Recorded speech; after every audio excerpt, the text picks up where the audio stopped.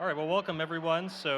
My name is Morris Singer, and I run technology partnerships at AWS for our business applications segment. And I'm joined today by Anthony Yell, who's the Chief Creative Officer of Razorfish, and Chris Duffey, who's the Head of Strategic Business Development for GenStudio at Adobe. Do the two of you want to kind of go through and introduce a little bit more about who you are and what you work on? Sure, great to be here. Thanks, Morris. A lot of privilege to be on this stage with some greats like Morris and Anthony Yell. We have a great partnership and excited to talk to you about the applications of GenAI.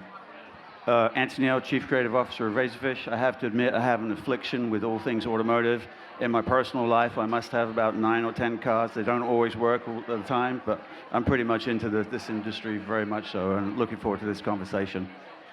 Awesome. So let's start out with you, Anthony. I'm wondering if you can share some of the primary uses of AI that you're seeing in the automotive industry today. Well, for those that are not fully into the automotive industry, it's an amazing industry that's adopted AI fully for an awful long time. It's transformed them, quite frankly, from product development to engineering design, through manufacturing, production, and supply chain, all the way through to marketing and actual customer experience. It's kind of incredible the places in which it's sort of evolved the industry.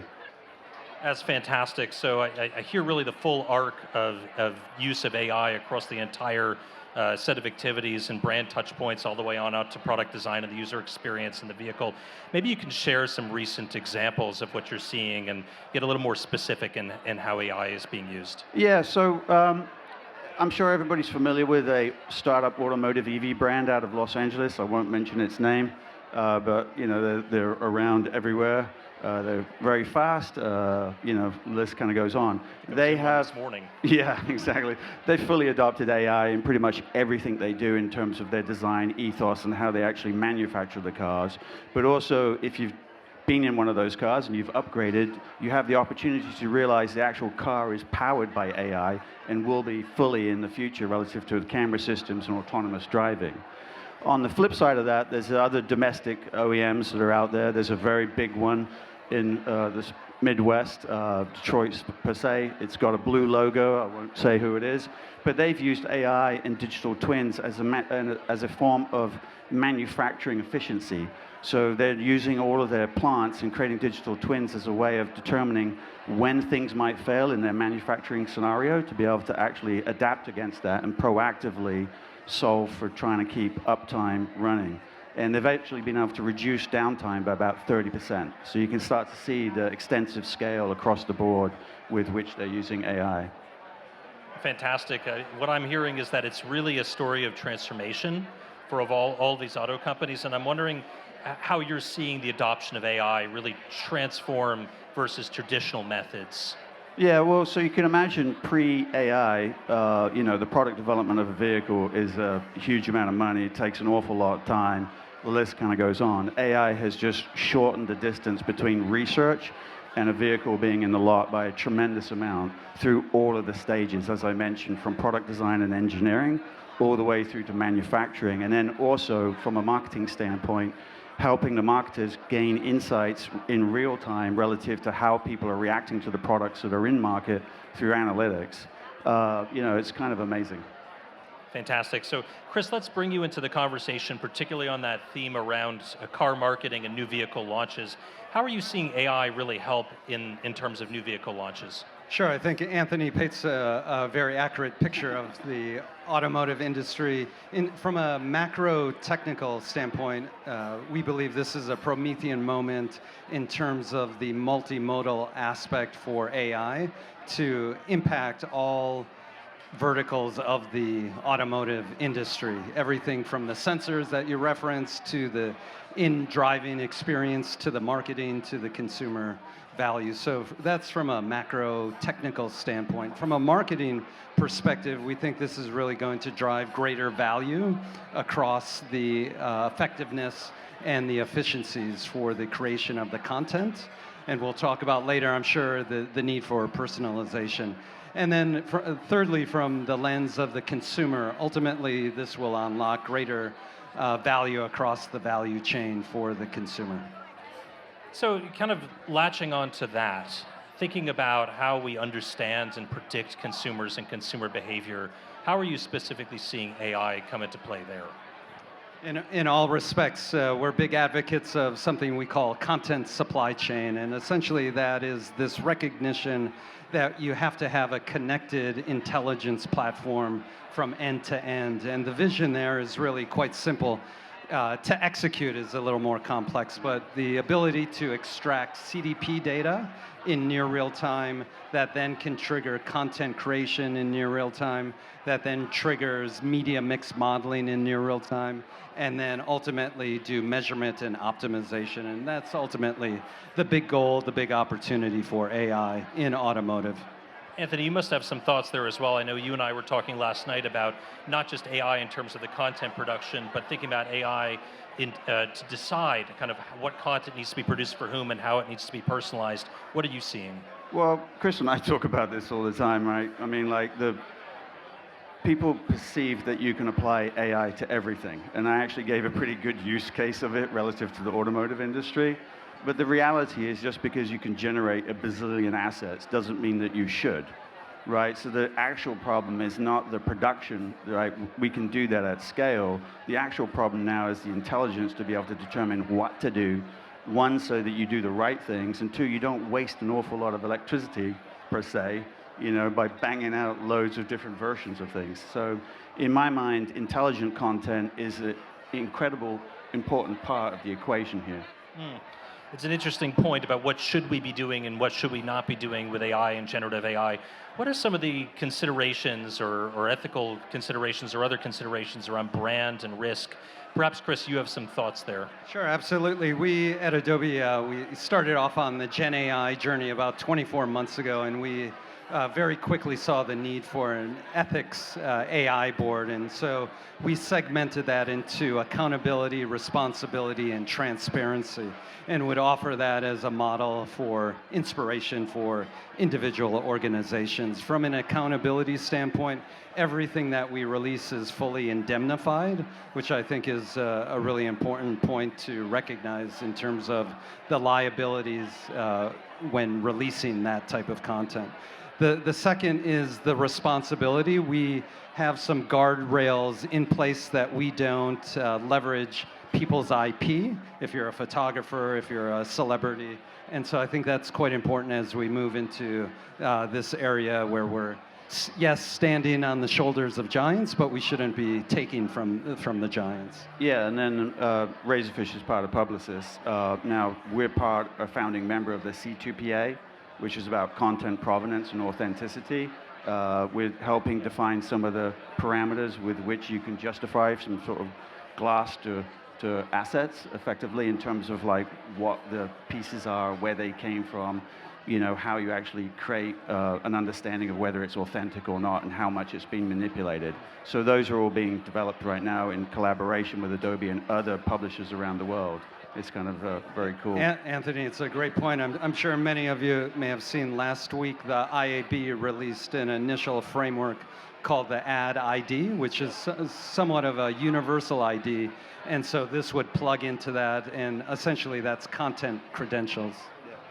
Interesting. And what about from a brand image standpoint? I mean, just thinking about how we use the proliferation of content coming out of AI. Are there any thoughts around like the kind of guardrails that need to go into the creative process to ensure that content is reflecting the brand and the values of the brand?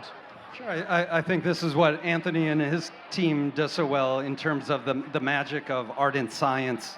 Yes, you have to stay within the guardrails, but sometimes you have to offer moments of delight, whether it be in an experience or in terms of imagery. And so this is really a snowflake case-by-case basis where, yes, you want to stay within the guidelines, and obviously you create some hard rules where you never want to cross, but I think there's probably a spectrum where you want to deviate somewhat as well. Yeah, and a lot of our clients, they're not jumping in wholeheartedly, right? Like, I mean, that can be scary. There's obviously some tension in the environment around things going wrong. So, we are doing an awful lot of experimentation and sort of reinforcing a sense of value and understanding, and making sure that nothing does go wrong relative to what we might do in the future by using this technology. Interesting. And so, Anthony, question for you. around how AI can be used to bring personalization all the way through the experience for a customer, specifically in the automotive industry, where it seems like there's really a variety of touch points across the buyer's journey and then all the way to perhaps in-vehicle experience as well. What are you seeing in terms of AI and personalization throughout that entire arc? Well, as I mentioned, anybody that's bought a fairly modern car, those cars personalize themselves against you. The color that you like, your lighting, the seat position, the steering wheel position, your favorite stations and streaming and all those other bits and pieces. But, depending on which car you buy, it's got much more brains than that. Some of them in the near future will be able to drive themselves, which is kind of crazy. I was walking around San Francisco a few months ago. It was about 8 p.m. and all of a sudden, a LiDAR-based car just drove by me in some traffic, and I was like, oh, it's happening. This is crazy. But the cars themselves are technology platforms, and they're all going to connect to the AIoT of things, which is the next step of IoT, which is everything has intelligence to it. So I think it's going to sort of enhance how you move through life in general relative to your mobility. And I think it will actually create a greater, safer environment for us, because it will be able to monitor whether you actually are getting too sleepy and the car should take over. It might determine that based on routines and patterns of behavior, Mondays, I need to tool up relative to the things I've got to get done at work. Maybe it will set a certain way in which it will drive you to work.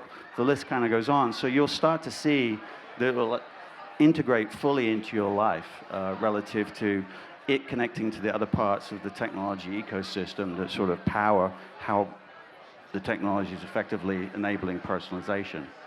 I love that you're sort of mentioning a variety of technologies that, think about AI and generative AI, it's not existing in a vacuum. It comes in with a set of other technologies. You mentioned LiDAR, you mentioned IoT, connected vehicles. How do you see the convergence of all of these technologies coming together and driving things like user experience and brand loyalty ultimately? Well, I mean, you spend a huge amount of time in these vehicles, most of us, right? It pretty much sets the precedence for what the brand is. Obviously, the marketing does a very good job of sort of setting up in the first place, but if it doesn't deliver on that in the actual product, it's kind of sort of, deflates everything. So in my mind, how the vehicles and the OEM can interact with that in-car experience become a huge part of loyalty, because, most of us, the cycle of ownership is about 3 to 4 years. And, after 3 to 4 years, you're at a point where you're making the second largest purchase decision, and you have lots of choices, and it's hyper competitive. So where do you go next? Do you stay with that brand? Do you move to a different vehicle class? Do they know that you should move to a different vehicle class based on where you are in your life, literally where you are in your life, where you live, things that might be happening with family or other conditions that might be going? The list kind of goes on. So, the personalization and loyalty, I think, is built into the fact that it's one giant intelligent ecosystem, of which the vehicle is now part of that marketing stream. Fantastic. So I'm hearing a lot about the future state and kind of what's to come in terms of AI and connected vehicles and all the technologies coming together and converging.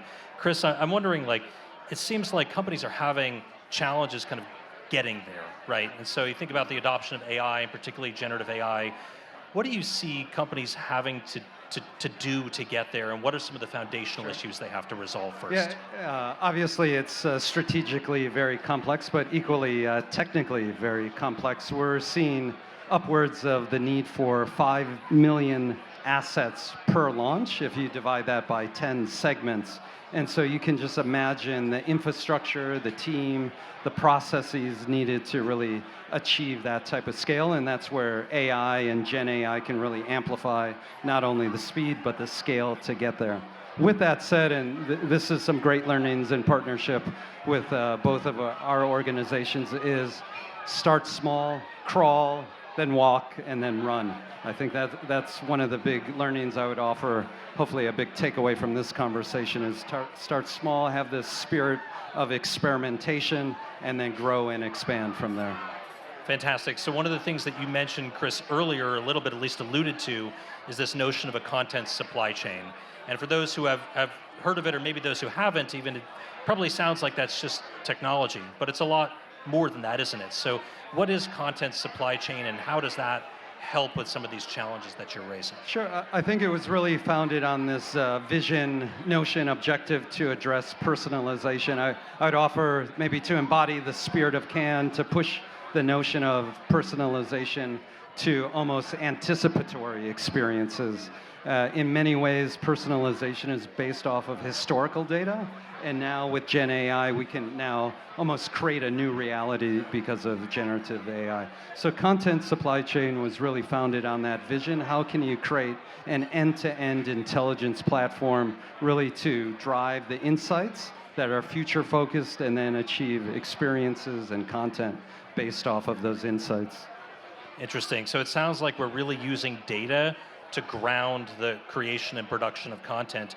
Anthony, I'm wondering if you can share, how do you see generative AI specifically really driving and fueling the effectiveness of digital marketing campaigns, going all the way from an understanding of the customer through to the production of content and the use in campaigns? Yeah, well, obviously, it impacts the entire workflow, and then you layer in AI to enhance certain moments along that workflow.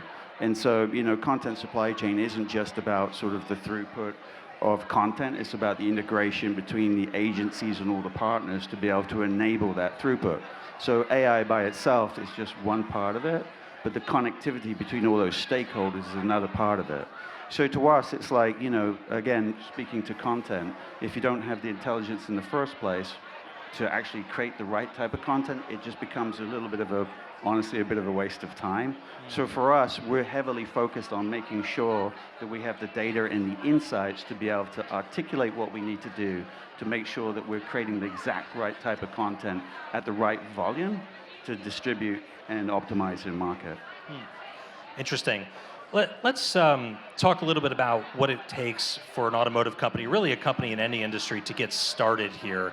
I know Adobe and AWS just did a study together with IBM recently that showed, among other things, that only 5% of companies have a holistic organization-wide strategy around generative AI. Chris, I'm wondering if you can share, what are the ways that companies can get started and get moving and embrace some of these technologies? Sure. I would offer there's probably about 4 or 5 vectors of consideration. The first one is to really start with the North Star. Where does the organization want to be in 2 to 3 years? And then reverse engineer to get to that point. Secondly, I think, as we alluded to earlier, really have to have a framework in terms of the ethical, safety, and privacy in place before even starting. And then thirdly, which we focus a lot on, is there's almost an element of I don't know what I don't know, whether it be technology or the products. And so there has to be a learning framework in place to really upskill the organization to adopt and absorb these new processes and products. And then thirdly would be the adoption cycle.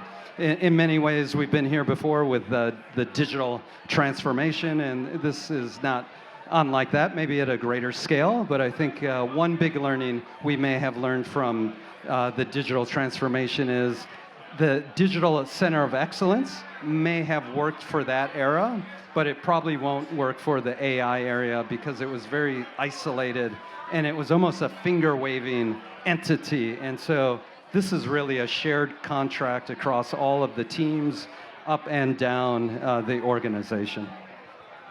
Interesting. I'm wondering also if you're seeing more of a culture of experimentation develop and what that looks like. Oh my God, so much so. Yeah, incubation after incubation after incubation. All of our clients are asking us to experiment with this technology at various different points across that workflow. I would offer the primary point where we tend to start is with production, because it can afford so much greater efficiency with how you can actually generate assets in the first place, like key visuals and so on and so forth. And in an automotive industry, specifically if you're going to be launching a vehicle, oftentimes there's one of those vehicles and it's somewhere in Europe, somewhere in the US, or somewhere in Asia. And you're trying to create an expression of it moving around and in a completely different market. And so you can't move that vehicle around. So you end up experimenting with how to actually sort of evoke the presence of that vehicle in a bunch of different environments, of which GenAI is fantastic. It's very cost efficient, very fast, and you can actually create a lot of different versions against it. Yeah, thank you. Anthony, do you have any recommendations in terms of the time frame? It sounded like your team has honed in on maybe 2 to 3 week sprints. It seems to be an idealized approach.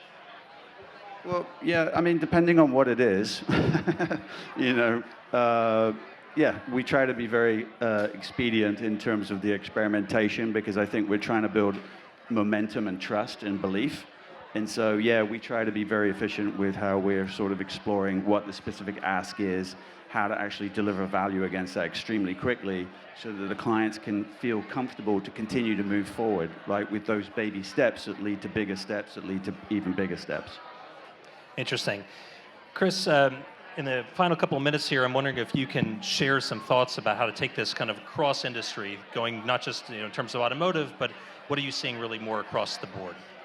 Sure. Automotive is not unmuch like other industries in many ways. Maybe it's a bit more complex. There's more aspects to the connected consumer experience. I think ultimately it really starts with the data and having a data strategy. Currently, it's very fragmented.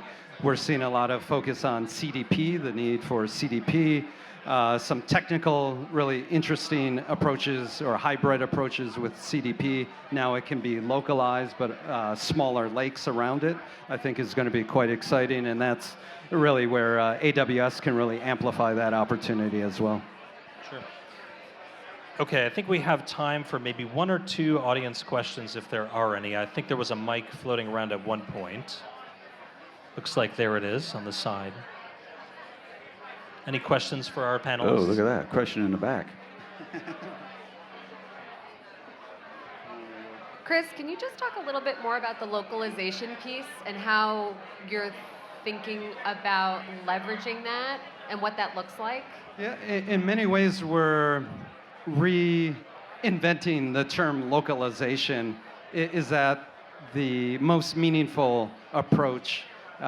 Because now with the ability to access the data, you can almost do it on a one-to-one level. So we're almost moving from localization, moving from segmentation to one-to-one anticipatory experiences. And so that if that's an agreed upon vision, then you can start to build a technology stack that can help achieve that at scale on a one-to-one basis. Is the infrastructure in place to achieve that at scale with efficiency? I would say that technology is available. I don't know the specifics of the organization, but the technologies are available, and in many ways they're built as building blocks, so you can craft based off of the individual needs. But from a technology standpoint, when I speak with my friends in academia, they kind of smile, maybe more accurately smirk when we talk about personalization, because as this industry knows, we've been talking about it for 10, 15, 20 years, and we now truly have the technology in place to achieve that. I was just going to say, yeah, I mean, from what I've seen, yes, but the adoption and then getting it up and running and all the organizational change that goes along with it adds a little extra time. And the measurability, too, making sure that the implementation is achieving what it needs to at the speed that it's moving. Yeah, I mean, one of the things that I would add from a technology perspective is that a lot of this depends on creating real-time pipelines of data, right? Anytime you have a manual process where data has to be downloaded and massaged and re-uploaded, or you have a process that involves kind of a brittle or periodically running extract, transform, and load process as opposed to real-time movement of data or movement of data without copying, those things actually have an impact and they interfere with the ability to move quickly and to personalize and work in real time. So the technologies are really moving in the direction of that, of real time and taking manual steps out of the process and the flow of data, and that is enabling this, at least from a technology perspective, and I certainly see that at AWS. Any other audience questions? Yep. Hang on one second, the mic is coming. Thank you. There you are. I mean, I guess Hi, I'm Sky Drynan from House of Sky, and I just had a question for you. When you're looking at generative AI in the automotive industry, what sort of market penetration are we at today? And then where do you think that will be evolving over the next 2, 5, and 10 years? And really, what are the pinch points for adoption? Because obviously there's so much complexity. So thank you. I'm down. Perfect. Maybe I'll take it from a technology perspective and then hand it over to Anthony from more of a marketing perspective. We tend to think of it in terms of 4 or 5 horizons. The first one being generative images, second being generative video, third being generative 3D, fourth being generative audio, whether it be voice or translation, which gets back to the localization aspect. And so if you start to see that roadmap of capabilities, that can then be overlaid on top of the marketing capabilities. When we first started working with Anthony and his team, we very excitedly showed some generative images. And respectfully, Anthony offered, that's nice, but we're moving more towards video. And so I think this is going to be the little back and forth where there's advancements in technology, but maybe the need in the marketing has advanced and vice versa. Well, to multiply it, I'm very bullish on XR, right? So like the AI and generative AI is a machine that can create things, many things. We've got generative 3D, we've got generative video. I'm sure you've seen some examples of those. So you can kind of create everything. However, from a communications and experience standpoint, XR, MR, AR, whatever you want to call it, is going to be transformative, which is going to retool people's brains in terms of how you actually can step inside of stories, step inside of experiences. So to me, we've got to go through this phase here where we figure out how to connect all the machinery to be able to create infinite versions of things that are hyper-personalized. But then I think from a creative standpoint, we're going to have to completely retool our brains to actually deliver experiences and stories in a fundamentally different way that are non-linear and more like gaming. How much of a pinch point is it just the computing power? Because you think about it's such a broad audience, but you have such high demands on the technology and also bandwidth, pinch points, and things of that nature, given the complexity and volume of the data. In many ways, we've moved beyond the model. The models, as we've seen over the last 24 months, are there. We've almost hit the glass ceiling in terms of how much value can a big model go. And so now we're almost moving towards the need for small models, SLMs. And so I think that's going to be a really interesting trend to watch. I would offer it's not, maybe to Anthony's point, it's not so much the technology, it's really about the adoption and the infrastructure and processes needed to go forward. And I'll just add that from a technology perspective, I think really the key word is agility. So all of the technologies that we saw really over the past 15 years around cloud are really about flexibility, the ability to run experiments, the ability to turn up machines and servers and try something and then turn them back down. And I think we're really at the point where that flexibility and the agility of the cloud and being able to run AI in the cloud is enabling the experimentation that's necessary, because not all models are good for all things. Some use cases require bigger models, some use cases require lower latency, quicker models, cheaper models, and so having that flexibility in the assortment of technologies and being able to mix and match and put things together for your use case and try different things is going to be essential to actually see outcomes.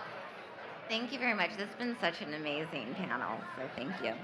Well, thank you, and I think that's all the time we have, so I want to thank our panelists, Chris and Anthony, and just want to ask for the audience's help in thanking the panelists one more time. Thank you very much.